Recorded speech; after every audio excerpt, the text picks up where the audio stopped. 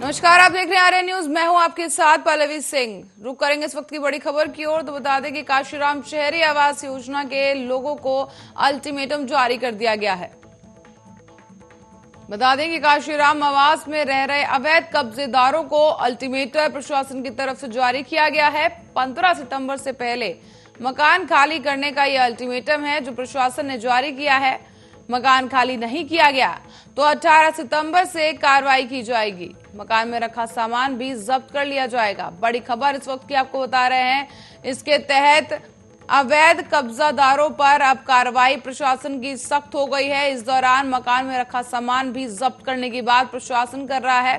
काशीराम शहरी आवास योजना के तहत अब जो लोग हैं उन्हें अल्टीमेटम जारी कर दिया गया है ताकि जो लोग अवैध रूप से कब्जा कर मकान में रह रहे थे उन लोगों पर अब कार्रवाई की जाएगी। आपको बता दें समय सीमा निर्धारित की गई है। 15 सितंबर से पहले मकान खाली करने के निर्देश जारी कर दिए हैं। इसके बाद जो है अल्टीमेटम जारी कर दिया है कि मकान खाली नहीं किया तो 18 सितंबर को कार्रवाई शुरू कर दी जाएगी और मकान में रखा सामान जब्त कर लिया जाएगा।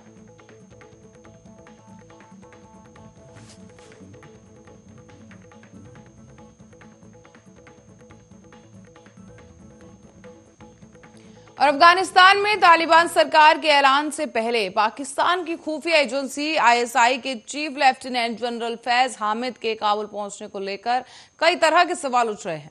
इस बीच अफगानिस्तान के पूर्वी सांसद मरियम सोलाइमन खिल ने भी कहा है कि आईएसआई चीफ काबुल इसलिए पहुंचे हैं ताकि आतंकी संगठन हक्कानी नेटवर्क के नेता को तालिबानी सरकार का प्रमुख बनवा सकें और मुल्ला अब्दुल गनी बरादर को प्रमुख बनने से रोका जा सके। इस बीच मरियम ने तो यह भी कहा है कि तालिबानी गुटों और मुल्ला बरादर के बीच कई मुद्दों पर असहमति की स्थिति है। ऐसे में बरादर ने अपने लोगों को पंजशीर में चल रही जंग से दूर रहने के लिए भी कहा है।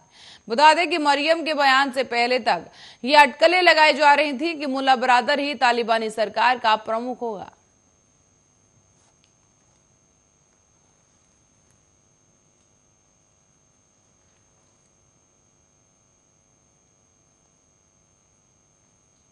और अमेरिका के राष्ट्रपति जो बाइडेन ने 11 सितंबर 2001 को हुए आतंकी हमले से संबंधित कुछ दस्तावेजों को गोपनीय सूची से हटाने का निर्देश दिया है।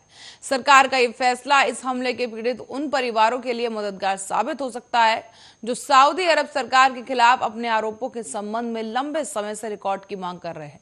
इस साल 11 सितंबर को इस आतंकी हमले के 20 साल पूरे होने जा रहे हैं, जिस वजह से इसे ठीक एक हफ्ता पहले राष्ट्रपति जो बाइडेन का यह आदेश सामने आया है। बता दें कि पिछले कई सालों से इस आतंकी हमले के पीड़ित परिवार इन दस्तावेजों को सार्वजनिक करने की मांग कर रहे थे, जिसको लेकर पीड़ित परिवारों की तरफ से और पीड़ित परिवार और सरकार के बीच एक टकराव चल रहा था। बाइडेन ने दस्तावेजों को गोपनीय सूची से अब हटाने का निर्देश जारी कर दिया है। साथ ही उन्होंने वादा किया है कि उनका प्रशासन इस समुदाय के सदस्यों के साथ सम्मानपूर्वक जुड़ना जारी रखेगा।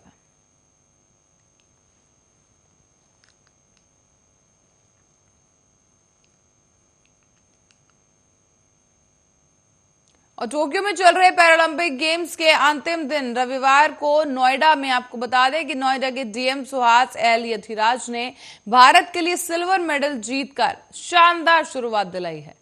बता दें वर्ल्ड नंबर 3 सुहास आज बैडमिंटन के मेन सिंगल्स SL4 इवेंट के गोल्ड मेडल मैच में कड़े संघर्ष के बावजूद फ्रांस के एल माजूर से 21-15, 17-21 और 15-21 से हार गए। हालांकि इस हार के बावजूद भी उन्होंने भारत के लिए इन पैरालंपिक गेम्स में इतिहास रच दिया है। इससे पहले कल खेले गए सेमीफाइनल मुकाबले में सुहास ने आसान जीत हासिल की थी। सुहास ने सेमीफाइनल्स में इंडोनेशिया के फ्रेडी सेतियावान को 31 मिनट तक चले मुकाबले में सीधे सेटों में 2-0 से हराया था। सुहास ने पहला सेट 21-9 से अपना नाम किया और दूसरे सेट में सेतियावान को कड़ी टक्कर देने की कोशिश की गई, लेकिन सुहास दूसरा सेट जीतने में सफल रहे और 21-15 से उन्होंने दूसरा सेट जीत लिया।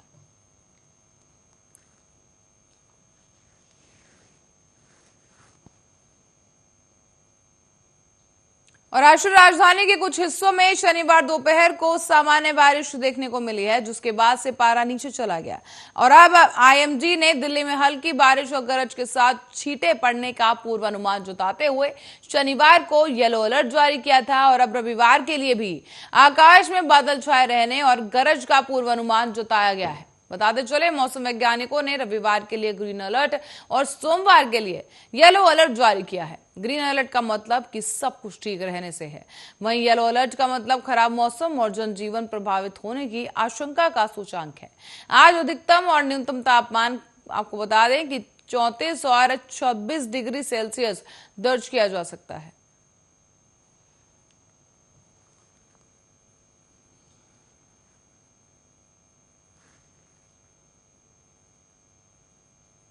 उत्तर प्रदेश विधानसभा चुनाव के लिए यूपी बीजेपी आज से प्रबंधन सम्मेलन जो है शुरू करने जा रही है और इस दौरान मुख्यमंत्री योगी आदित्यनाथ वाराणसी में, स्वतंत्र देव सिंह अयोध्या में और उत्तर प्रदेश में सियासी पारा फिलहाल चढ़ चुका है। चुनाव नजदीक आता देख प्रमुख दल वोट बैंक को साधने अपने अपने तरीके आजमाने में जुट चुके हैं। इसी कड़ी में जो है प्रबंध सम्मेलन की बाढ़ आ गई है और सपा बसपा पहले ही प्रदेश में इस तरह के सम्मेलनों का आयोजन करके खास तबके को रुझाने की कोशिश में है और अब इसी कड़ी में बीजेपी भी शामिल हो गई है और आज शिक्षक दिवस के मौके पर बीजेपी प्रबुद्ध सम्मेलन का आगाज करेगी। कन्नौज से बीजेपी सांसद सुब्रांत पाठक इसके प्रभारी बनाए गए हैं और प्रदेश भर में न केवल राज्य सरकार बल्कि केंद्र सरकार के मंत्रियों की ड्यूटी भी लगाई गई है। इसी कड़ी में आज मुख्यमंत्री योगी आदित्यनाथ काशी में, जबकि डिप्टी सीएम केशव मौर्य कानपुर में प्रबुद्ध वर्ग का संबोधन करेंगे।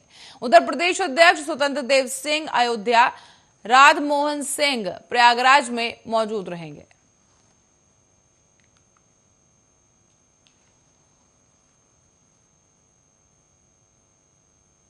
अब मुंबई की ओर रुख करें तो मुंबई क्राइम ब्रांच का डीसीपी बनकर ठगी करने वाले शातिर राजीव सिंह को एसटीएफ की टीम ने गिरफ्तार कर लिया है।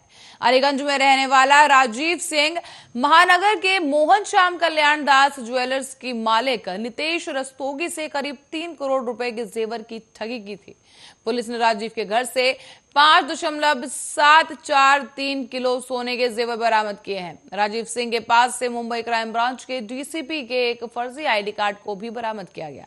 इसी बीच एसटीएफ के एसपी विशाल विक्रम सिंह ने बताया है कि राजीव के पिता विजेंद्र पाल सिंह इंस्पेक्टर के पद पर से रिटायर हुए हैं और विजेंद्र उनकी पत्नी विमला अक्सर मोहन श्याम कल्याण दास ज्वेलर में खरीदारी करने जाया करते थे।